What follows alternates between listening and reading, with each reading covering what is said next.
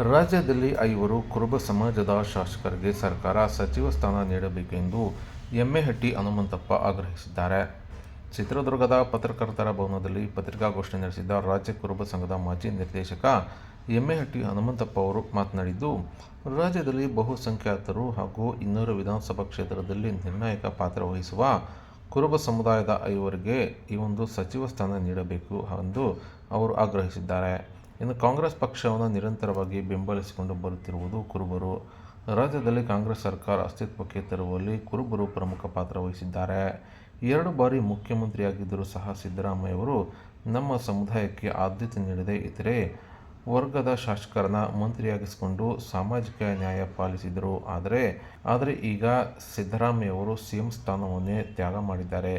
ಕುರುಬ ಸಮಾಜದ ತ್ಯಾಗಕ್ಕೆ ಪ್ರತಿಫಲ ಮತ್ತು ರಾಜ್ಯದಲ್ಲಿ ಜನಸಂಖ್ಯೆ ಆಧರಿಸಿ ಈ ಒಂದು 5 ಕುರುಬ ಸಮಾಜದ ಶಾಸಕರನ್ನ ಮಂತ್ರಿಯನ್ನಾಗಿ ಮಾಡಲೇಬೇಕು ಹಾಗೂ ಒಬ್ಬರಿಗೆ ಡಿಸಿಎಂ ಸ್ಥಾನ ನೀಡಲೇಬೇಕೆಂದು ಹನುಮಂತಪ್ಪ ಅವರು ಆಗ್ರಹ ಮಾಡಿದ್ದಾರೆ. ಹಿರಿಯ ಸಚಿವರು, ಮಾಜಿ ಸಚಿವರವರು, ಹಿರಿಯ ನಮ್ಮ ಸಮುದಾಯದ ಮುಖಂಡರು ಅವ್ರಿಗೂ ಸಹ ಸಚಿವ ಸ್ಥಾನ ನೀಡಿದರೆ ಇಡೀ ಹಿಂದುಳಿದ ವರ್ಗಗಳಿಗೆ ಅನುಕೂಲ ಆಗುತ್ತೆ ಅಂತ ಹೇಳ್ಬಿಟ್ಟು ನಾನು ಕೇಳ್ತಾ ಇದ್ದೀವಿ. ಅದೇ ರೀತಿ ಹೈದರಾಬಾದ್ ಕರ್ನಾಟಕದಿಂದ ರಾಘವೇಂದ್ರ ಹಿಟ್ನಾಳ್ ಅವರು ಸತತ 3 ಸಾರಿ ಗೆದ್ದಿದ್ದಾರೆ ಮತ್ತು ಅವರ ಸಹೋದರರು ಸಂಸದರಾಗಿ ಕೆಲಸ ಮಾಡಿದ್ದಾರೆ. ಆ ಹಿರಿತನವನ್ನು ಗುರುತಿಸಿ ಹೈದರಾಬಾದ್ ಕರ್ನಾಟಕ ಭಾಗಕ್ಕೆ ಮತ್ತು ಗುಲ್ಬರ್ಗ ವಿಭಾಗವಾರು ಅವರೊಬ್ಬರು ಸಚಿವ ಸ್ಥಾನ ನೀಡಿದರೆ ಅನುಕೂಲ ಆಗುತ್ತೆ. ಅದೇ ರೀತಿ ಬಸವರಾಜ ಶಿವಣ್ಣ ಅವರು 2 ಸಾರಿ ಸಚಿವರಾಗಿದ್ದಾರೆ.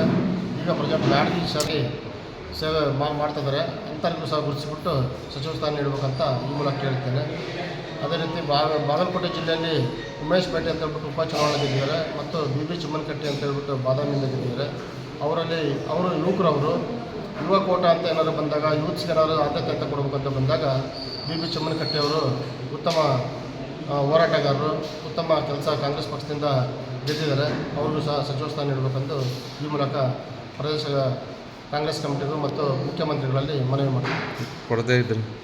ಕೊಡದೇ ಇದ್ದರೆ ನಮ್ಮ ಸಮುದಾಯದ ಮುಂದಿನ ದಿನಗಳಲ್ಲಿ ಕಾಂಗ್ರೆಸ್ ಪಕ್ಷಕ್ಕೆ ಇದು ಹಿನ್ನಡೆ ಆಗುತ್ತೆ.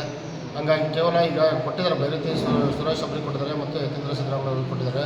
ಅದು ಬೆಂಗಳೂರು, ಮೈಸೂರಿಗೆ ಸೀಮಿತ ಆಗುತ್ತೆ. ಉತ್ತರ ಕರ್ನಾಟಕದಲ್ಲಿ ತುಂಬ ನಮ್ಮ ಸಮುದಾಯ ಕನಿಷ್ಠ ಅಂದರೂ ಸಮೇತ 30 ಲಕ್ಷ ಜನಸಂಖ್ಯೆ ಉತ್ತರ ಕರ್ನಾಟಕದಲ್ಲಿ ಒಂದೇ ಇದೆ. ಅಖಂಡ ಕರ್ನಾಟಕದಲ್ಲಿ 60 ಲಕ್ಷ ಜನಸಂಖ್ಯೆ ಇದೆ ಕುರುಬರು. ಆ ಉದ್ದೇಶ ನೋಡ್ಬಿಟ್ಟು ಈ ಭಾಗಕ್ಕೂ ನಮ್ಗೆ ಅನುಕೂಲ ಆಗಲಿ ಅಂತ ಹೇಳ್ಬಿಟ್ಟು ಆ ಮೂಲಕ 4 ಜನಕ್ಕೆ ಕೊಡಬೇಕು ಟೋಟಲ್ ಅಂತೇಳಿ ಕೇಳ್ತೇವೆ. ಈಗ ಗಮನಕ್ಕೆ ತಂದಿದ್ದೀರಾ ನೀವು ಯಾರಿಗಾರು CM ಅವ್ರ ಗಮನಕ್ಕೆ? ಇಲ್ಲ, CM ಗಮನಕ್ಕೆ ತಂದಿಲ್ಲ. ಗಮನಕ್ಕೆ ತರಕ್ಕೆ ಹೋಗೋದಕ್ಕೋಸ್ಕರ ಪತ್ರಿಕಾಗೋಷ್ಠಿ ಮಾಡ್ತಾಯಿದ್ದೀವಿ. ನೀವು ಭೇಟಿ ಮಾಡ್ತೀರಾ? ಭೇಟಿ ಏನು ಮಾಡಲ್ಲ, ನಾವು ಕೇಳ್ತಾಯಿದ್ದೀವಿ, ಆಗ್ರಹ ಮಾಡ್ತಾಯಿದ್ದೀವಿ. ಅಂಥ ಸಂದರ್ಭ ಬಂದಾಗ ಮುಂದಿನ ದಿನಗಳಲ್ಲಿ ಭೇಟಿ ಮಾಡ್ತೀವಿ.